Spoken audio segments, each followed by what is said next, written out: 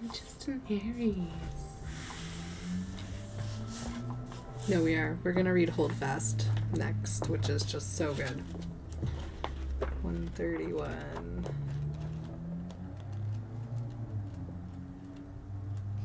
Here we go. Just waiting for myself to tell me the spelling of this guy's name so that I can truly remember it. Because only listening to yourself has its drawbacks. Oh lordy, what is this guy's name? I guess I could just stand up and go look at it too. It's much more thrilling to be waiting to be shown.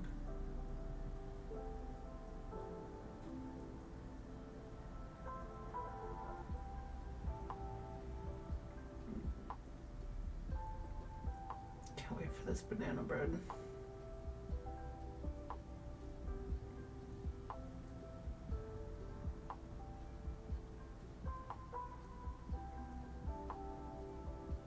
Oh, CIXINLIU.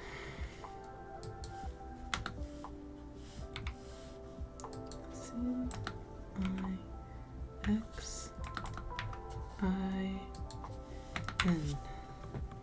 Ah, yeah, we were gonna do pronunciations for that. Let's do it now. Say their names, right? It's so hard to do if you are scared to learn pronunciations. I really like him. Oh yeah, pronunciation. Pronunciation. Like, just tell me. I have to let the browser talk. Video masks. You can use different shapes. Liu, Zi Shen, Zi Shen. Liu, Zi Shen, Liu, Zi Shen. Here are more videos on how to pronounce more confusing words and engineer and science fiction writer. Liu, Zi Shen, Liu, Zi Shen, Liu, Zi Shen, Zi Shen, Liu, Zi Shen, Liu, Zi Liu, Shen, Zi Shen. Liu. Here are more videos. Liu, Zi Shen, Liu, Zi Shen, Liu, Zi Shen, Liu, Zi Shen, Liu, Zi Shen, Liu, Zi Shen, Liu, Zi Shen, Liu, Zi Shen. Liu So Shen, Liu So Shen, Liu So Shen, Liu So Shen, Liu So Shen, Liu So Shen, Liu So Shen. He taught me so much about physics and history. I really want to be able to say his name properly. Liu So Shen, Liu So Shen. As I've mentioned before, Liu So Shen's three bodies problem has completely revolutionized my understanding of physics at the quantum computing and implications for quantum psychology level of things, so I'm dying to read his anthology. I truly am. It's coming. We gotta read this anthology first. But yeah, this looks good. The other graces. I wonder if Markdown does YouTube support Markdown? Text markup in video descriptions. YouTube will allow creators to use text markup for bold italic strike through for link embeds. I don't think they do.